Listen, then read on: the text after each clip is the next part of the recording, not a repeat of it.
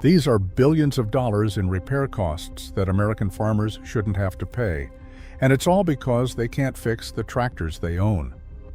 This is the right to repair battle that's ripping through American agriculture. When a sensor throws an error code on a modern John Deere tractor, that $500,000 machine goes into what's called limp mode, crawling at a snail's pace while crops rot in the field. The only way to unlock it? A John Deere technician with John Deere's Service Advisor software, charging $150 per hour and sometimes taking weeks to arrive.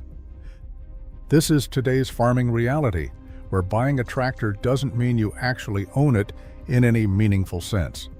You own a piece of equipment that you can't fully control, can't properly repair, and can't modify, all because of software locks that manufacturers claim protect your safety. The numbers tell a devastating story.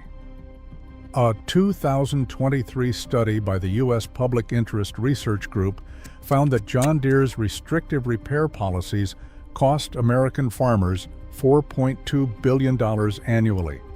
That's over $4 billion in unnecessary expenses and lost productivity, flowing directly into the pockets of equipment manufacturers who've turned repair work into their most profitable business line.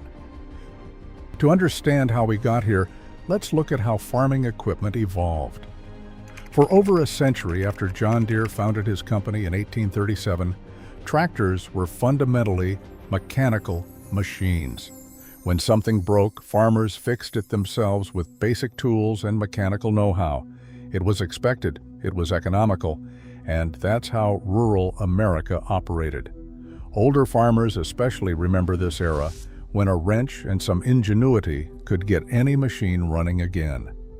But starting in the mid-2010s, everything changed. Modern tractors became rolling computers, packed with sensors for GPS precision, moisture detection, and yield optimization. These innovations genuinely helped farmers. Precision agriculture can boost crop yields significantly while cutting waste. The problem wasn't the technology itself, but what came with it. John Deere, which controls 53% of the large tractor market and 60% of the combine market in the United States, embedded these computers with software locks. Competitors like CNH Industrial, AGCO, and Kubota adopted similar practices, but John Deere led the charge. Every major repair, every diagnostic check, every error code clearance now required proprietary tools that only John Deere dealerships possessed. Suddenly, farmers who had been fixing their own equipment for generations found themselves locked out of machines they'd purchased. The company's engine control units became digital gatekeepers. When sensors detect any error, no matter how minor, the tractor enters limp mode. You can move it slowly, but you can't actually farm with it. Only John Deere's Service Advisor software can clear these codes and restore full functionality. Kevin Kinney, a Nebraska farmer, experienced this firsthand when he needed a transmission replacement. An independent mechanic could install the new transmission perfectly, but the tractor couldn't leave the shop. Why? Because John Deere required a technician to drive out and plug into a USB port to authorize the new part. The cost? $230 plus $130 per hour for the technician's time, just to type in a code that unlocks what the farmer already owns. The economic impact is staggering when you scale this across American agriculture. The average farmer loses $3,348 per year due to repair downtime and restrictions. Repair delays during critical planting or harvest windows can devastate individual farmers. Jared Wilson, a Missouri farmer, watched his fertilizer spreader sit at a dealership for 32 days because of a blown valve that triggered the immobilizer. He estimates that delay cost him between $30,000 and $60,000 in lost planting opportunities. Meanwhile, John Deere's repair business has become extraordinarily profitable, 3 to 6 times more profitable than equipment sales, according to company filings. Parts sales alone jumped 22% between 2013 and 2019. When you control both the equipment and the repair market, you've created the perfect captive customer base. The desperation of farmers led to some remarkable developments.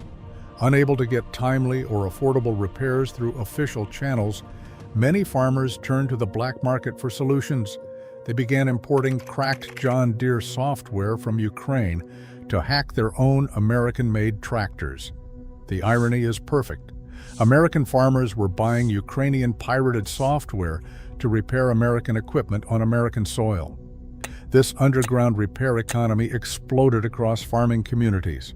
Farmers traded cracked firmware on invite-only forums, seeking any way to regain control over their equipment. The situation became so widespread that when Russian forces stole $5 million worth of John Deere equipment from Ukraine in 2022, John Deere remotely disabled all of it, rendering the stolen tractors useless in Chechnya. The same technology that helped stop thieves was being used to control American farmers. The situation created another bizarre market distortion. Faced with software-locked modern equipment, 77% of surveyed farmers started buying older tractors specifically to avoid the digital restrictions. This drove vintage tractor prices through the roof. A 1980 John Deere 4440 sold for $43,500 in 2019, commanding premium prices simply because it lacked the software locks of modern machines. Farmers weren't asking for anything revolutionary, they just wanted what they'd always had, the right to fix what they owned. Most had no interest in modifying software or voiding warranties. They simply wanted to clear error codes, replace parts, and get back to work without waiting weeks for an authorized technician. The resistance began building in the mid-2010s as farmers realized the scope of the problem. In 2015, the U.S. Copyright Office created an exemption allowing vehicle repairs, but manufacturers found ways around it. Trade groups representing John Deere promised reforms by 2021, but when that deadline arrived, the changes were minimal. In 2023, John Deere signed a Memorandum of Understanding with the American Farm Bureau Federation, promising to provide more repair access by 2025. However, the National Farmers Union and other advocacy groups criticized the agreement as inadequate, arguing it still left farmers dependent on dealerships for critical repairs. The legal battles intensified.